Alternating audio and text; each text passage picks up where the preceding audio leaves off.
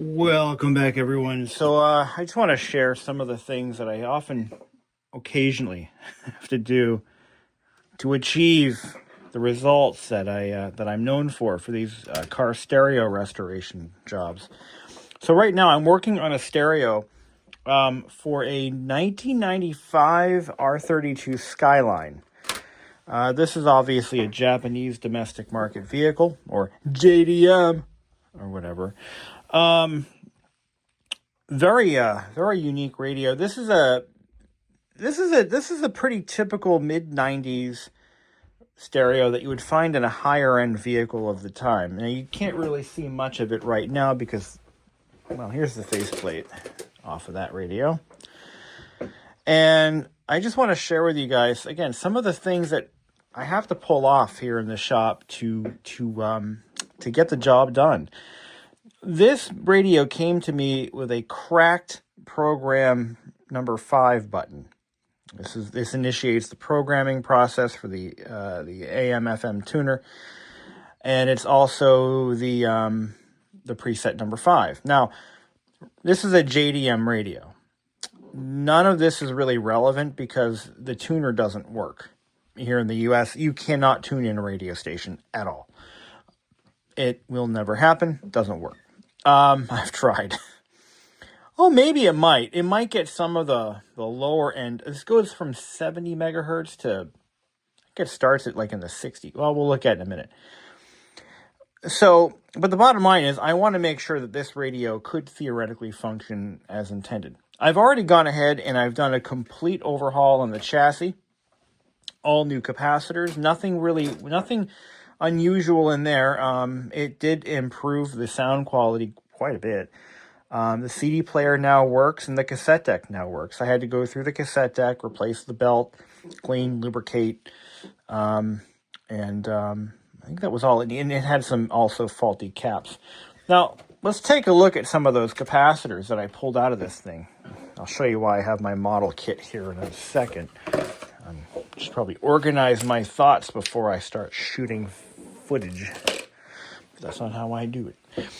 So the capacitors in this radio were all pretty well roached out. Almost every single one, like I just pulled one out random, and you can see residue at the bottom of it. They were all leaking. They're all trash. All the bulbs are blown. I put some power to them, and just to confirm that it wasn't a driver circuit problem. Sure enough, all the bulbs are out of it, so I put all new bulbs in it. But nearly every capacitor in this unit was leaking. This one's got some signs of leakage. Pull some at random. That one a little bit. That one definitely. Yeah. So, this radio was, it's a 95, so it's getting up there in age. It needed a complete cap job, bottom line. So we did that.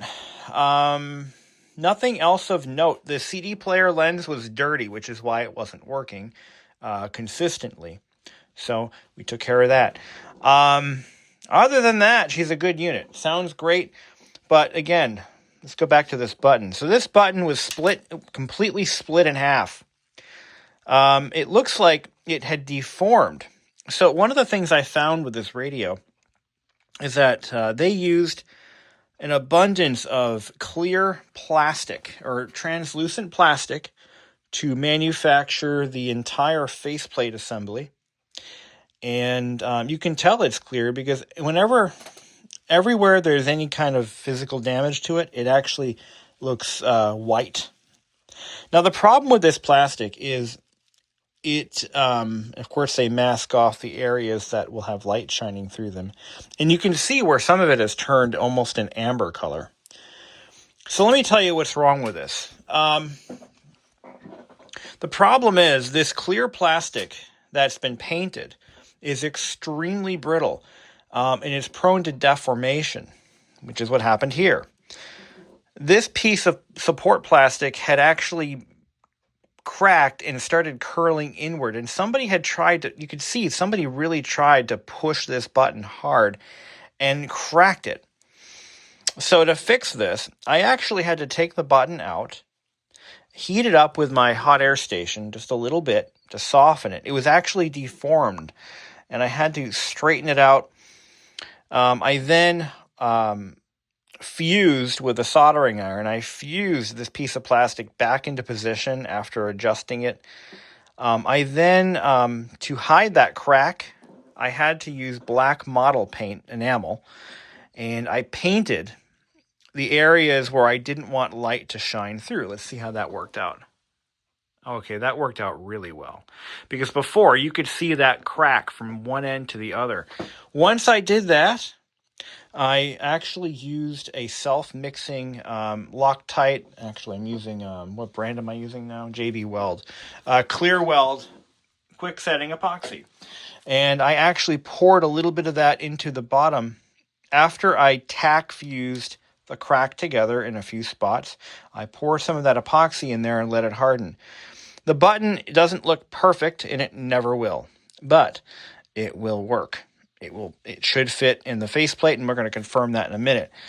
But I just wanted to share with you guys some of the stuff I run into. I can't just go and I could not find this radio anywhere. It's definitely not going to be found here in the U.S. unless a Skyline importer, and there are several, started pulling these out of their cars to put in modern, replacement units. But bottom line, I mean, sometimes I have to do things that are just MacGyver-esque to get these radios back to life again. I was working on another unit. Now, this one's a sad story. This is a stereo that came out of a 1981 or 80 Dodge 400. And this is a basic AM/FM digital tuning stereo. But the problem with this one is the display. It has a vacuum fluorescent display, which is, interestingly, this is what they look like, because this has one too. Now, when these displays begin to fail out, there's a few things that can happen to them. And this one, unfortunately, has that problem. So this display, all of the characters light up, regardless of what the stereo is set to. You can barely see, when you press a button, whatever segment correlates to that function will brighten a little bit, but it's mostly unreadable. And there's not a damn thing I can do. I found there are 2 or 3 main causes for this. One of them being power supply instability, incorrect voltage, or just unstable power. And replacing every capacitor in the stereo should correct that if that is the problem. The other issue, which I've done, the other issue with this one here is the actual vacuum fluorescent display itself is internally failing, causing voltage to just go everywhere, and it's lighting everything up. And I think that's the issue. The third possibility is possibly the driver chip. Now, I couldn't look up that driver. I actually pulled the driver chip out and looked it up, and I could not find a cross-reference to anything. So if it's the driver chip or the display, unfortunately, there's not a damn thing I can do. Parts are no longer available. And in fact, I can't even figure out who made that radio. It's Japanese, I think. But this one, unfortunately, doesn't have that problem. Now, this stereo here kind of reminds me a little bit of the stereo that was in my 1999 Nissan Sentra. It had a very similar style. It was from the same generation of Nissan products. Mine only had the CD player, or the cassette deck. It didn't have a CD. No, I'm sorry. Mine had the CD player, but there was no cassette deck in that model. But what I'm going to do right now is I'm going to go ahead and we're going to start reassembling this control panel. I'm going to clean this up a little bit. I use Windex to clean everything. I have done some kind of reconnaissance here. There are some scratches, deep scratches in this faceplate that I attempted to hide with a little bit of model paint, which looks like it actually helped. It does look better than it did. This thing is really dirty. Don't lose that. We're going to clean it up. I already rinsed it off in the sink, but that just wasn't enough. This thing was just nasty. The back side of the VFD, or vacuum fluorescent display, cover lens, that's pretty dirty. We're going to clean that up a little. I actually like the vacuum fluorescent displays in my cars. I miss those. I really do. I think Chrysler is the last manufacturer to actually use them. I really wish that these would make a comeback. That cleaned up nicely. Yeah. I'm going to also probably do a little bit of Meguiar's motorcycle windshield polish on the clear part of the display. So because this faceplate is painted on clear plastic, I can't buff this. I can't take this to my buffing wheel and go to town. If it were molded in color, that'd be one thing, but it's not. But this particular unit, the customer just wants to be able to enjoy his cassettes and CDs again, and I think we made that happen. So I've reached out to him, and I'm gonna send him a bill pretty soon. But you know, I can't just leave well enough alone. Even though this wasn't part of the job, it has to be done because it's just gonna crack even further and fall apart. So we want to make sure that the customer is getting their money's worth, and I try to do that in many ways. Go above and beyond, you know. Even if the job doesn't call for it, if I can polish it up, make it look a little bit better, that's exactly what I'm going to do. And I like to think that that's kind of why my name is being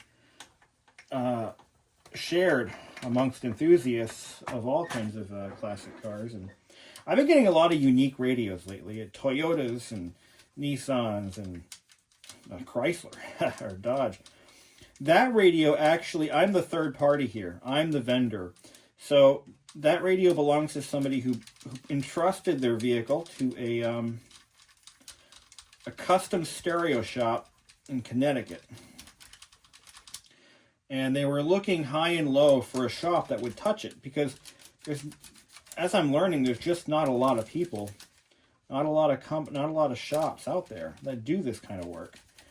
And I just happened to be in that niche, and I'm like, all right, yeah. So they heard of me. I forget how they found out about me, but they reached out and they're like, can you do it? I'm like, well, all I can do is try. So I reached out to the, because I'm not happy with the results. I did a recap on it. I don't like how it sounds. I think that the radio is either is working as normal. So let me explain what I mean by that. So it's cutting out at high volumes, like it's not getting enough power. But I mean, I'm not really sure what's going on, and I don't know if they want to pay me to dig as deep as possible. I don't know what their expectations are. I got to go through and figure out what they want to do. What is their goal, and how far do they want to go? Because, and here's why I say that, the biggest problem that I face with that radio, not this one, the Dodge one. I'm talking about two different radios at the same time. The problem with that one is, I believe they sent it to me for the display issue primarily, and then everything else is kind of secondary. So if I can't get the display to be to resolve, to look good again, which I can't, I give up on it. I don't have the parts. Then do they want to? How much farther do they want to go with it? You know. So it's one of the things in this business is you're really flying blind here. I don't have schematics for 99% of what I work on, and they would help. They would certainly help. I am not an electrical engineer. Yep, surprise. You know, if I were, I wouldn't be doing stereo repairs. You know, if I were an electrical engineer, I wouldn't be doing this. I'd be doing much better things in life than fixing car stereos. Hold on.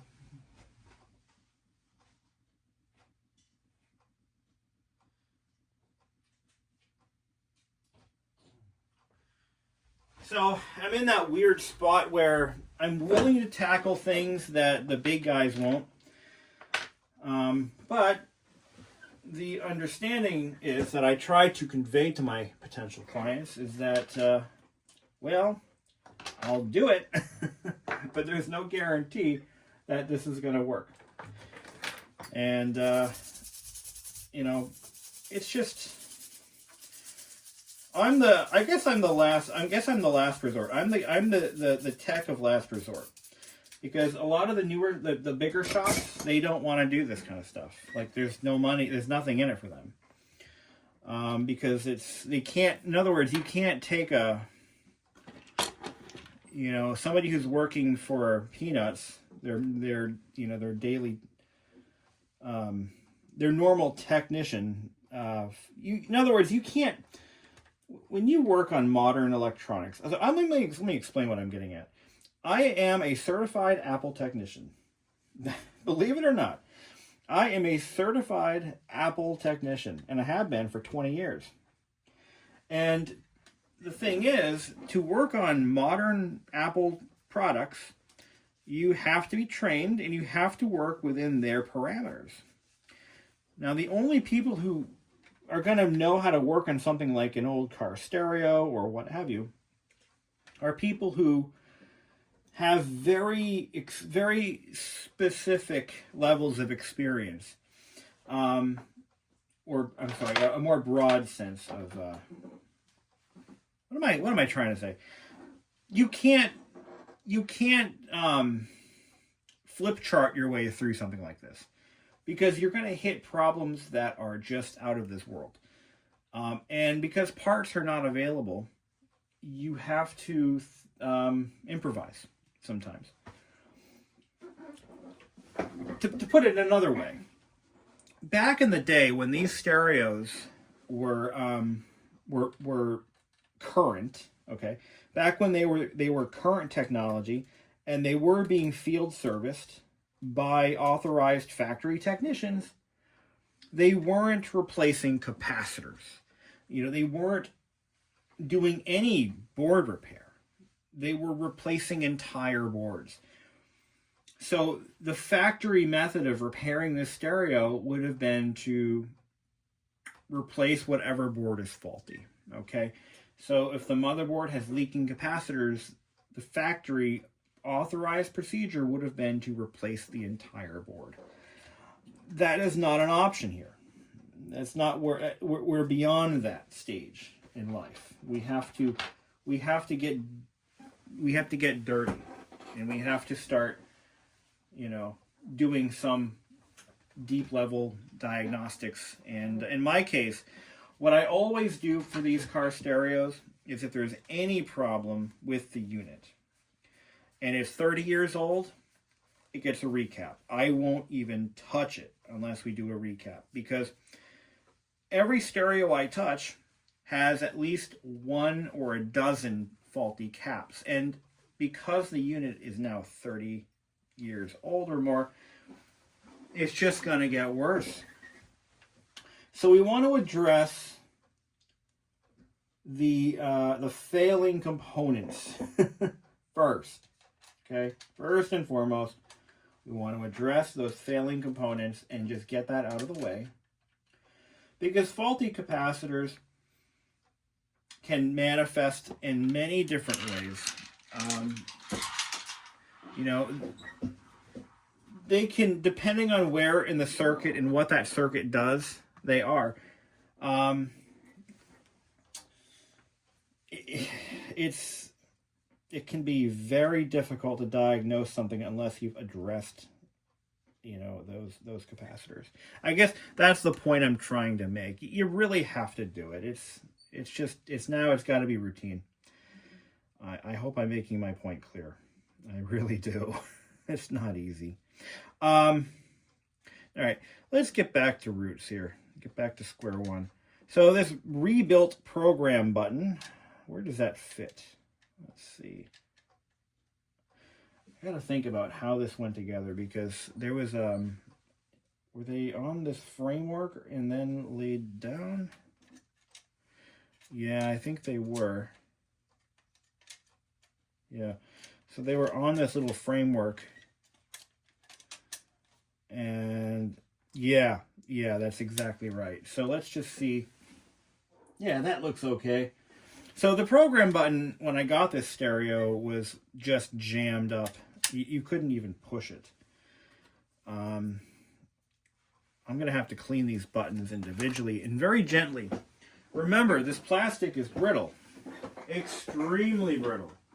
So you want to be very careful when you're taking something like this apart or otherwise working on it. Because if I break this, if I couldn't fix that program button, I would have been in deep shit because I can't get another one. Yeah. And that's the other thing. And that's why a lot of shops won't touch these, because they're not willing to take that risk. So what I do with my customers is I explain to them in my intake form that, hey, by the way, you know, what we're doing here is not factory authorized repair. I don't say that in those exact terms, but what I do here is risky. You know, these stereos often suffer the same failure modes. I'll be honest with you, every radio that typically comes into my shop, with a few exceptions, has the same set of problems. And it involves, number one, first and foremost, a complete chassis recap. Okay? They're at that age. And car stereos, unlike your home stereo, often spend hours each day in a hot car that can exceed 140 degrees Fahrenheit. You do that over the course of a couple of years, let alone a couple of decades, and you're stressing the limits of these capacitors. And you're really stressing their design limitations. And yeah, they're going to fail. They're going to start leaking, and they're going to go widely out of value. And when that happens, the symptoms are going to be sometimes bizarre. Either the stereo doesn't turn on, or the audio is distorted. Anything in between. It could be complete failure to just it sounds bad. And that's why, I do full recaps on these units, because it's not worth my time, or yours for that matter, and the shipping expenses, for me to take your stereo apart, fix the broken belt in the cassette deck, and then ship it back. It's not worth my time. I won't do it. There are some exceptions to that. Like, for example, I'm still offering Bluetooth-only mods on the NB Miata stereos, because those, I don't usually see a lot of cap issues on those. They're just new enough to not be in that bad shape. So I'm still offering that service until I start seeing a pattern of faulty caps, and then I'm going to change my tune. Because I'm going to have to. But I'm still offering it. It's a cheap service. It's only $150, I think. $150 for a full Bluetooth mod on one of those things. And I haven't had a dissatisfied customer yet for those radios. They love them. And they work great. They sound great. But for the NA stereos, the NA Miata stereos, sorry. If it comes into my shop, if I'm willing to accept the job, it's going to be a full recap, because it has to be. It just has to be. Those are usually an absolute nightmare inside because of their age, mostly because of their age. And they just weren't great stereos when they were new. And that's another thing, is a lot of these old factory stereos are built at a time when the manufacturers knew that most people are going to just rip them out anyway. So they didn't put the best stuff in these cars. These aren't the best radios that were available at the time. One of the most common things to do back in the day, you buy yourself a new or used car, the first thing you do is you rip out that factory stereo. You go to, back then it would have been, maybe Circuit City or Radio Shack or Best Buy in some locations. And you go out and you buy yourself a new stereo. Take the factory stereo, you throw it in the trash, and you're on your way. So a lot of cars back then, lost their factory stereos very early on. And manufacturers were aware of this, and they're like, well, why are we going to put, why bother putting, high-end stuff in these cars if they're just going to rip it out anyway? I used to joke that Mazda should just start, Honda should just start selling Honda Civics without wheels, stereos, exhaust systems, because all the people who bought them, the kids I went to high school with, they just tore all that shit off anyway. So why even bother? And it doesn't look terrible. The button works again. It was jammed up before. I mean, it's not perfect. It's not much I can do to make it better. I mean, this was a really difficult one for me to fix, I'll be honest. Now, this stereo has what's called a rotary encoder. And those rotary encoders, it's another thing that... did I put that ring in upside down? I think I did. Oh, I most certainly did. All right, I've got to take this back apart again. There's a little ring here that allows light to cascade through. And I've got to put it in the other way around. So I got to go tear it all apart again. Oh. So what was I saying? So yeah, I mean, these were not the best stereos, but what's happening is in the modern era, a lot of these car enthusiasts are like, they want to bring these cars back to factory as much as possible within reason. They want these now classic vintage Japanese or American or what have you vehicles. They want them to be factory again. They want them to be the way they were when they left, when they left the dealers. When they rolled off the showroom floor. And the only way to do that is, if you're going to be a purist, you got to have a factory stereo, and it has to work. And I just happened to land in this little niche, and this is the 68th unit this year. It is now we're now in November, and I start my count in January 1st. Any stereo that is not invoiced on or before December 31st, it gets rolled into the next year. So this is the 68th stereo that I've done this year. I already shipped number 69. This one got left behind because I didn't have it was something I had to do.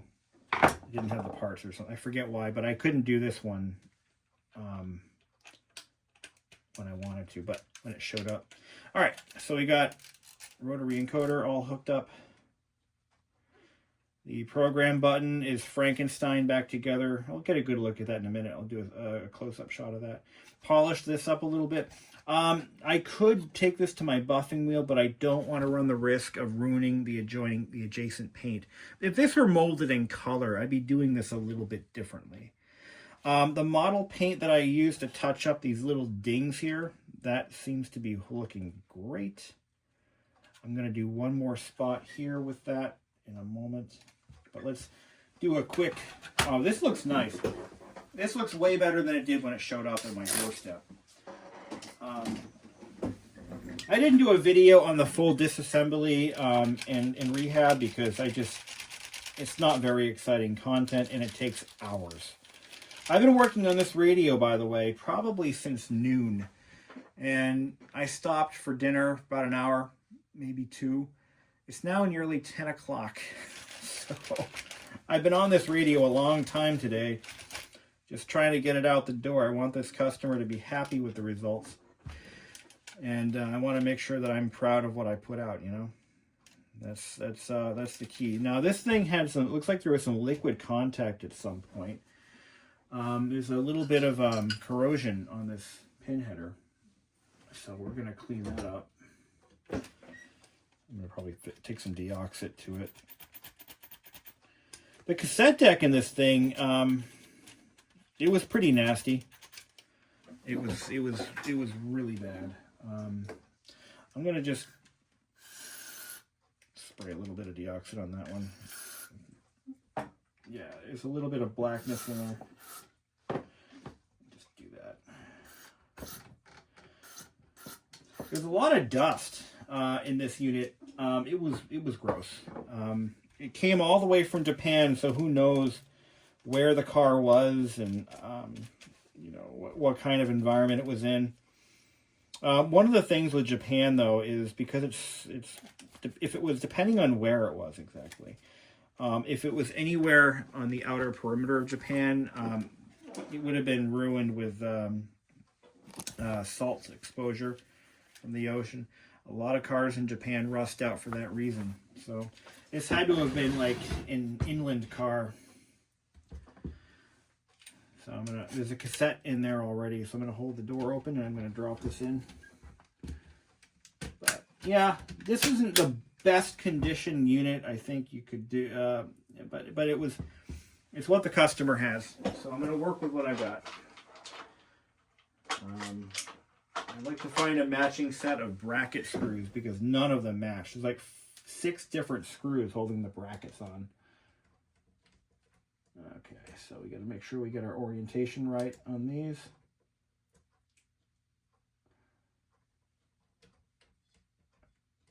I think, no, they are, okay, it doesn't matter because they're the way they're shafted together like that. I guess that little indicator knob doesn't count, huh? All right, the little nodule on there. Okay, one of the things I like about some of these older Japanese radios is the fact that they have these little push-pull controls, so it makes it easier to hide the knob, and you know, it's unique. You know, so back in the day, that stuff was kind of cool. All right, that was kind of cool. Plug it in. Let's see what she's gonna do. But I've already bench tested it. The radio sounds great. We just had to deal with blown bulbs, and of which there were pretty much dozens. All right, here we go. Power on, plugged in. No. Yes, we are plugged in.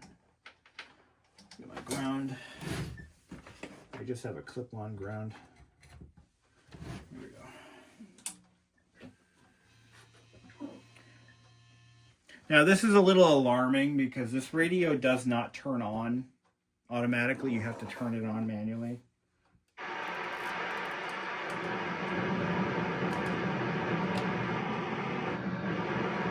Center that.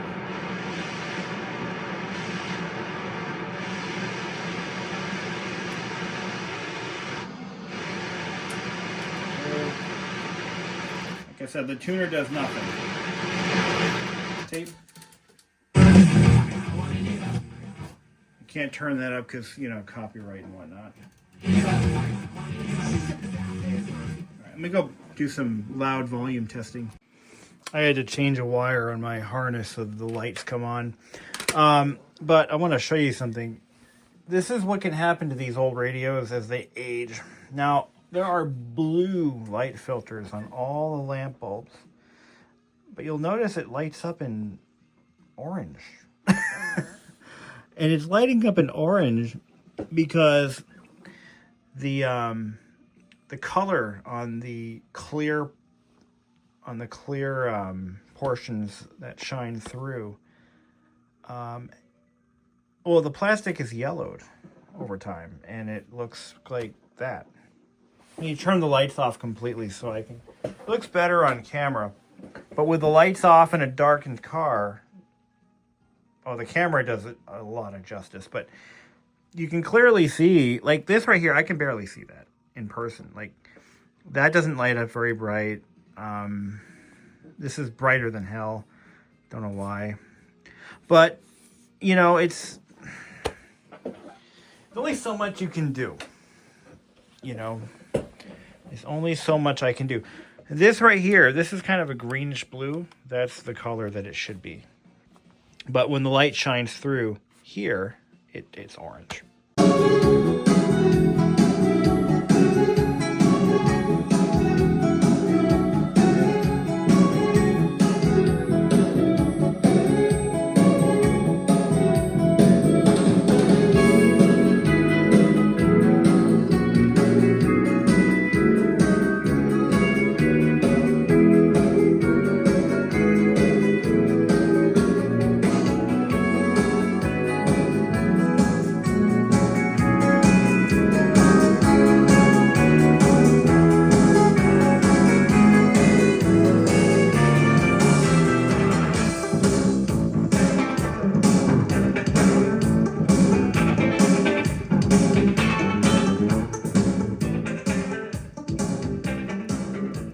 you.